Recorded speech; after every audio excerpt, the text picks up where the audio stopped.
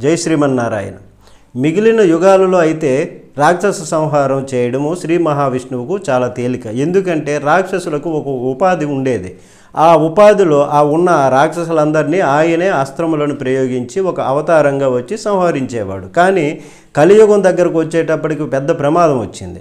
కలియుగంలో రాక్షసులకు శరీరం లేదు. వాళ్ళు ఎక్కడ ఉండాలి అని అంటే మనుష్యుల యొక్క మనసులలో ఉండాలి అని నిర్ణయం.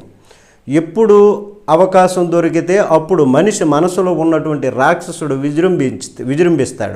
అప్పుడు మనిషి రాక్షసుడైపోతాడు. అంటే యుగాన్ని సృష్టించిన వాడు నారాయణుడే. దానివలన జనులు పాపములు చేసి ఆ పాపములకు ఫలితములుగా రోగములను అనుభవించాలి.